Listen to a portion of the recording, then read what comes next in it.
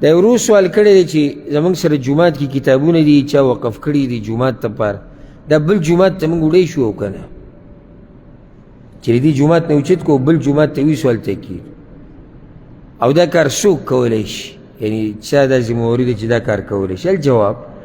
اصل دا دی ګوره اصل دا دی چې د یو جومات لپاره خاص جومات لپاره څه شی وقف شي ده ته بل ځای ته نشي وړی ځکه چې دا مالک وقف کړی دی دپاره دی چې دا به د دې جومات دپاره وي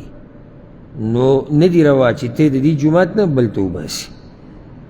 او دې کې به ته نصیحت ذکر کم او فایده هم د تنبیه ده دا بعض ملګري د دې جوماتونو نه قرآنونه وړي او دا به ما سره ډېره کړي او دا به کلي ته ولېږم او دا به پلانۍ له او پلاني له ولېږم دا ګوره نه جایز بعض داسې کوي په دې حرم مکې او مدني کې هلته هغه وړې وړې کرسۍ پرتې ناستې دپاره دا وباسي بهر ته ځان سره یې ویسي او شا قرآن ځان سره هلته موږ لیدلي دي ځان سره یې تیلې کې قرآن اچولی او روان حالانکې په هغې باندې مهر هم لګېدلی چې دا وقف دی د حرم دپاره دا ګورې حرام دي وایي د جومات امام وایي چې ویسه د جومات د امام سره د اختیار نشي چې تالی درکوي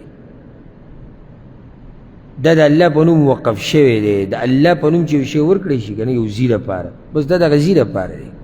ستا لپاره نه چې تا جیب ته قرآن اچولی او روان یې زه قرآن وړم وقف شوی قرآن موږ خو تا نه دا امید ساتو چې ته دوه درې قرآنونه ولې تی کېدي راته دلته نو هغه چې چا ایښودي دي هغه رانه وړي دویمه مسله بیا دا ده بعضو محققینو علماو اجازت ورکړی دی چې جومات دپاره څه شی وقف شي یا د بل ځای هر شي دپاره چې صرف جومات نه دی ته دغه شی د دغه ځای نه اوچتولی شي بل ځای ته یې وړی شي خو په یو شرط شرط دا دی چې دا به بل جومات ته وړي ځکه چې سړي جومات دپاره وقف کړی یوه دویمه هلته به فایده د دې اولني جومات نه ډېری کله داسې وشي لکه یو جومات ته یې شړ شو لکه علاقه خلک لاړو کورونه خلکو خرڅ کړو لاړو جومات شړ پاتې شو او دې جومات لپاره چا کتابونه وقف کړي مکتبه پکې او د دې ځای نه د کتابونه اوچتوي داسې جومات ته وړي چې هلته خلک ډېر راځي دا اوس یعنې غوره ځي ته دا وقف نقل کول دي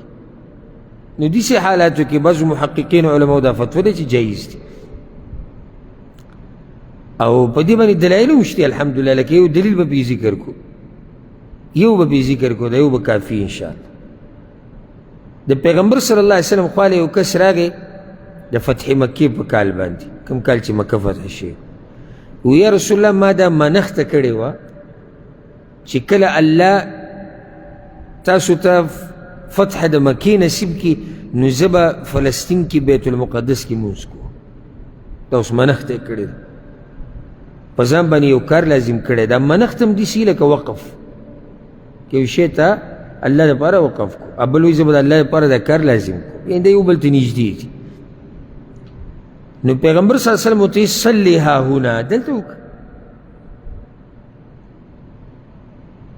هغه بیا ووایي یا رسول الله ما ویلي چې زه به په بیت المقدس کې کوم پیغمبر صلی الله علیه وسلم ورته دلته وکړه هغه بیا ووایي پیغمبر صلی الله علیه وسلم ورته دلته وکړه بیا ورته پیغمبر صلی الله علیه وسلم وایي شأنو کوي دن نو بیا ستا مرضي ده که هلته کوي ولاړ شي وکړه ګوره دې ځای نه دا مسله راووته چې تا منښته د بیت المقدس کړې ده پیغمبر صلی الله علیه وسلم وایي دلته وکړه یعنې مسجد حرام کې وکړه یا مسجد نبوي کې وکړه ولې دا منښته خو د فلسطین شوی بیت المقدس مسجد اقصی او دلته کېږي ځکه چې دا ځای د هغې نه غوره دی دا مسله موږ مخکې ذکر کړې وه چې په منښته کې ته غورې ته اوړېدی شي خو کته نشي راتلی لکه یو سړی د منښته کړې ده چې زه به په مسجد نبوي کې لمونځ کوم او دی بیت المقدس کې کوي جایز دي ولې نه جایز دی په کته روان دی په بره تلی شي منښته یې کړې زه مسجد نبوي کې به 2 رکاته کوم او مسجد حرام کې کوي جایز دي نو دا وقف دا کم شی چې وقف شوی کتابونه په جومات کې د دې ځای نه وړی کېږي د دې نه غوره ته هلته د خلک فایده لي هلته علما ډېر دي د دین زده کوونکي ډېر دي نو دا به جایز وي انشاءالله که دغه شرطونه پکې الا دا که چېرته یعنی وقف کې یو خاص کس ذکر شوی چې د هغه ته وقف دی هغه به ترې فایده لري جدا مسله ښه ورور وایي چې د چا سره دا حق شته چې هغه دا کتابونه دي ځینې بل ځای ته ویسي دې په عربۍ کې ویل کېږي ناظر الوقف ناظر الوقف څوک په دې وقف باندې چې څوک مشر کړی شوی دا د هغه کار دا د عوامو کار نه چې جومات ته راننوتې دا الماریانې راټولې کړه او د دغه راټولې کړه بل جومات ته به یې ویسو او دا قانون راول او دا بل جومات ته به یې ویسو او دا پلانې شی راوله بل جومات نه څنګه بل جومات ته وړې ستا مرضي خو نه د دې وقف چې کوم مشر دی که حکومت دی که هغه اداره ده که هغه یو کس دی دا به د هغه په سرپرستۍ کې دا کار کیږي والله اعلم